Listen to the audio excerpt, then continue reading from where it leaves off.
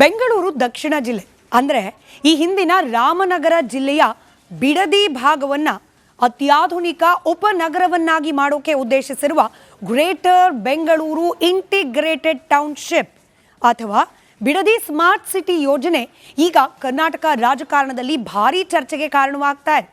ಈ ಪ್ರಮುಖ ವಿದ್ಯಮಾನದ ಸಮಗ್ರ ವಿಶ್ಲೇಷಣೆಯ ರಾಜಕೀಯ ಎಳೆಯಾಗಿ ನಾನು ಸ್ಮಿತಾ ರಂಗನಾಥ್.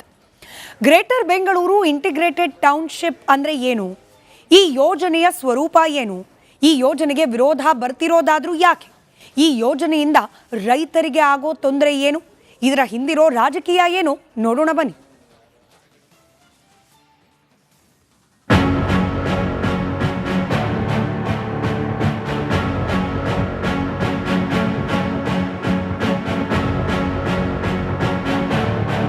ಬಿಡದಿ ಟೌನ್ಶಿಪ್ ಈ ಪರಿಕಲ್ಪನೆ ಆರಂಭವಾದಾಗ ಈ ಯೋಜನೆಯ ಮೂಲಕ ಉದ್ದೇಶ ಇದ್ದದ್ದು ಒಂದೇ, ಬೆಂಗಳೂರಿನ ಒತ್ತಡವನ್ನ ಕಡಿಮೆ ಮಾಡಬೇಕು ಅಂತ.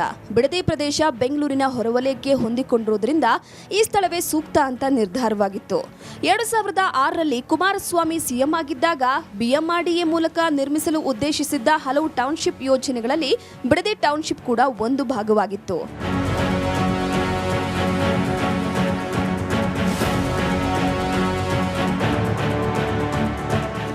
ಆದರೆ ಆಗ ಬಿಡದಿ ಟೌನ್ಶಿಪ್ ಯೋಜನೆಯನ್ನ ಪ್ರಸಿದ್ಧ ನಿರ್ಮಾಣ ಸಂಸ್ಥೆ DLFಗೆ ನೀಡಲಾಗಿತ್ತು. ಆದರೆ ಭೂಸ್ವಾಧೀನಕ್ಕೆ ಎದುರಾದ ರೈತರ ಪ್ರತಿಭಟನೆ, ರಾಜಕೀಯ ಭಿನ್ನಾಭಿಪ್ರಾಯಗಳು ಮತ್ತು ಜಾಗತಿಕ ಆರ್ಥಿಕ ಮಂದಗತಿಯ ಕಾರಣದಿಂದ ಈ ಯೋಜನೆ ಲಾಭದಾಯಕವಲ್ಲ ಅಂತ DLF ಹಿಂದೆ ಸರಿದಿತ್ತು. ನಂತರ ಈ ಪ್ರದೇಶವನ್ನ ರೆಡ್ ಝೋನ್ ಅಂದರೆ ಖಾಸಗಿ ವ್ಯವಹಾರಗಳಿಗೆ ನಿರ್ಬಂಧಿತ ವಲಯ ಅಂತ ಘೋಷಿಸಲಾಗಿತ್ತು.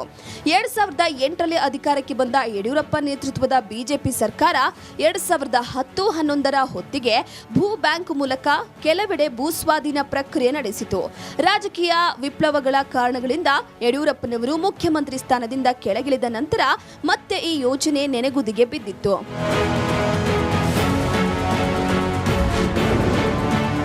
ಬಿಟ್ಟನೆಂದರೂ ಬಿಡದಿ ಮಾಯೆ, ಕೈ ಸರ್ಕಾರದಲ್ಲಿ ಹೊಸ ಛಾಯೆ. ಬಿಟ್ಟನೆಂದರೂ ಬಿಡದಿ ಮಾಯೆ ಎಂಬ ಮಾತಿನಂತೆ ಈ ಬಿಡದಿ ಯೋಜನೆ 2025ರಲ್ಲಿ ಕಾಂಗ್ರೆಸ್ ಸರ್ಕಾರದಲ್ಲಿ ಮತ್ತೆ ಹೊಸ ಹುಟ್ಟು ಪಡೆಯಿತು. ಇದರೊಂದಿಗೆ ಬಿಡದಿ ಟೌನ್ಶಿಪ್ ಯೋಜನೆ ಗ್ರೇಟರ್ ಬೆಂಗಳೂರು ಇಂಟಿಗ್ರೇಟೆಡ್ ಟೌನ್ಶಿಪ್ ಎಂಬ ಹೆಸರು ಪಡೆಯಿತು. 2026ರಲ್ಲಿ ಒಟ್ಟು 18,122 ಕೋಟಿ ವೆಚ್ಚದ ಈ ಯೋಜನೆಗೆ ಸಚಿವ ಸಂಪುಟ ಅನುಮೋದನೆ ಸಿಕ್ಕಿತು.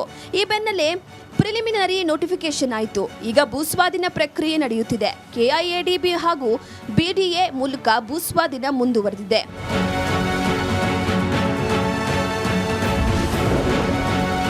ಬಿಡದಿ ಮಾಯೆ ಸ್ಮಾರ್ಟ್ ಛಾಯೆ.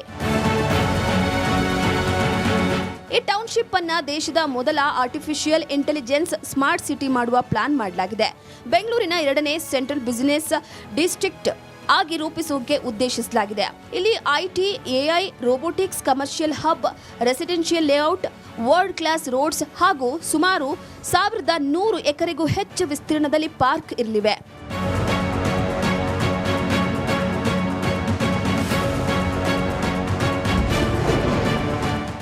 ಯೋಜನೆಯ ಆಳ ಅಗಲ, ದೂರದೃಷ್ಟಿ ಜಗದಗಲ.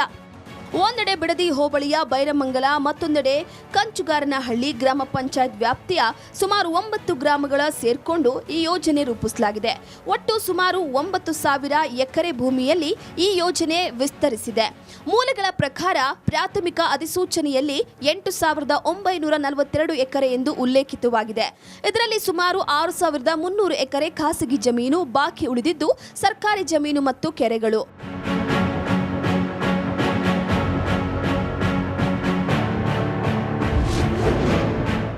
ಭೂಸ್ವಾಧೀನಕ್ಕೆ ವಿರೋಧ, ರೈತರ ಜೊತೆ ಸಂವಾದ.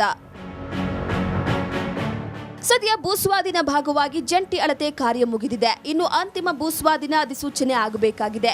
ಈ ಹಂತದಲ್ಲೇ ಮಾಜಿ ಪ್ರಧಾನಿ ದೇವೇಗೌಡರು ಕೇಂದ್ರ ಸಚಿವ ಕುಮಾರಸ್ವಾಮಿ ಯೋಜನೆಯ ವಿರುದ್ಧ ಸಿಡಿದೆದ್ದಿದ್ದಾರೆ. ಅದಕ್ಕೆ ಪ್ರತಿಯಾಗಿ DCM DK ಶಿವಕುಮಾರ್ ಇನ್ನು 3 ದಿನದಲ್ಲಿ ಅಧಿಸೂಚನೆ ಹೊರಡಿಸ್ತೀನಿ ಅಂತ ಗುಟುರು ಹಾಕಿದ್ದಾರೆ. KDBಯಿಂದ ಮಧ್ಯ 1,000 ಎಕರೆ ತೆಗೆದುಕೊಂಡು ರೈತರ ಬಗ್ಗೆ 1 ವರ್ಷದಿಂದ ಇವರಿದ್ದಾಗ ಜಗದೀಶ್ ಶೆಟ್ಟರ್ ಇದ್ದಂತ ಸಂದರ್ಭದಲ್ಲಿ, ಬೊಮ್ಮಾಯಿ ಇದ್ದಂತ ಸಂದರ್ಭದಲ್ಲಿ ಅದಕ್ಕೆ ಯಾರು ಮಾತಾಡಲಿಲ್ಲ.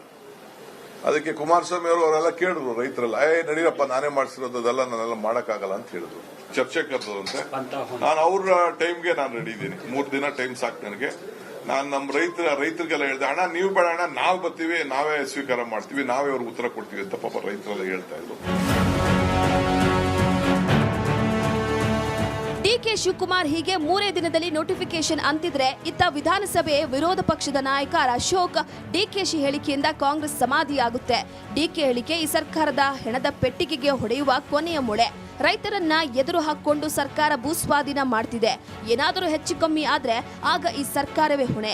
ಬಿಡದಿಯಲ್ಲಿ ಯಾವುದೇ ರೈತ ಏನಾದರೂ ಹೆಚ್ಚು ಕಡಿಮೆ ಮಾಡಿದ್ರೂ ಈ ಸರ್ಕಾರವೇ ಹೊಣೆ. ನಮ್ಮ ಹೋರಾಟ ಶತಸಿದ್ಧ ಅಂತ ಎಚ್ಚರಿಕೆ ನೀಡಿದ್ದಾರೆ. ಈ ಹೇಳಿಕೆ ಏನಿದೆಯಲ್ಲ, ಇದು ಕಾಂಗ್ರೆಸ್ಸಿನ ಸಮಾಧಿ ಆಗ್ತೈತೆ.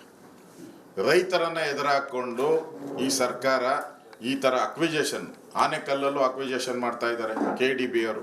ಈ ಬಿಡದಿಯಲ್ಲಿ ಬೆಂಗಳೂರು ಸುತ್ತೂ 10,000 ಎಕರೆ ಮಾಡ್ತಾ ಇದ್ದೀರಾ. ಈ ಬಿಡದಿಯಲ್ಲಿ ನಾನು ಯಾರೇ ಮಾಡಿದ್ರು ನಾನು ಮತ್ತೆ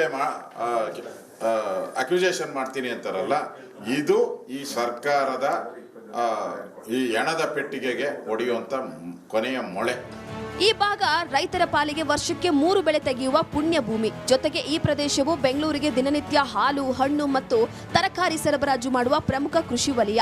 ಇಲ್ಲಿನ ಬಹುತೇಕ ಭೂಮಿ ನೀರಾವರಿ ಆಶ್ರಿತವಾಗಿದ್ದು ಅತ್ಯಂತ ಫಲವತ್ತಾಗಿದೆ.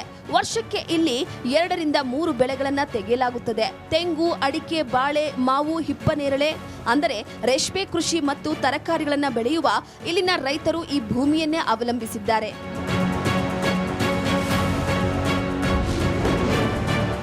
ಅಭಿವೃದ್ಧಿಗೆ ಪೂರಕ, ರೈತರಿಗೆ ಬಾಧಕ.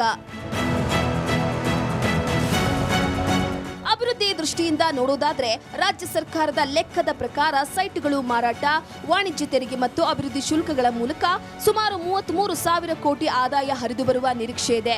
ಲಕ್ಷಾಂತರ ಉದ್ಯೋಗವು ಸೃಷ್ಟಿಯಾಗುವ ಸಾಧ್ಯತೆ ಇದೆ.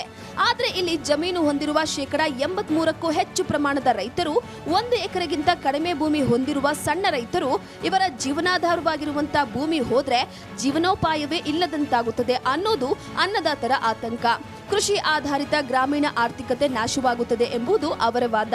ಇಲ್ಲಿನ ರೈತರು ಕಳೆದ 400ಕ್ಕೂ ಹೆಚ್ಚು ದಿನಗಳಿಂದ ಇಲ್ಲಿ ನಿರಂತರ ಧರಣಿಯನ್ನ ನಡೆಸುತ್ತಿದ್ದಾರೆ.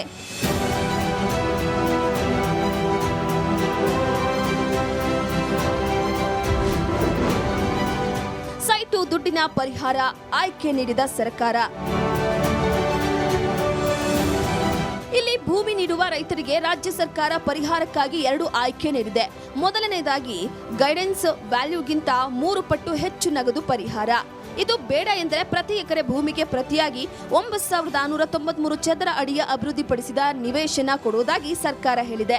ಸಣ್ಣ ರೈತರಿಗೂ ಕನಿಷ್ಠ ಒಂದು 30x40 ಸೈಟ್ ಸಿಗುವಂತೆ ಮಾಡಲಾಗುವುದು ಅಂತ ಭರವಸೆಯನ್ನ ನೀಡಿದೆ.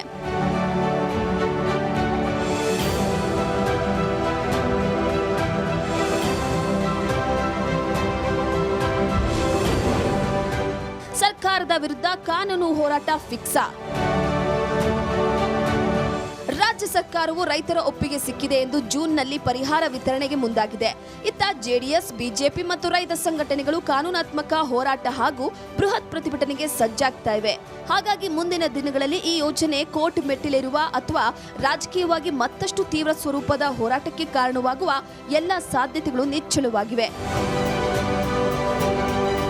ವೀರೇಂದ್ರ ಉಪ್ಪುಂದ, ರಿಪಬ್ಲಿಕ್ ಕನ್ನಡ.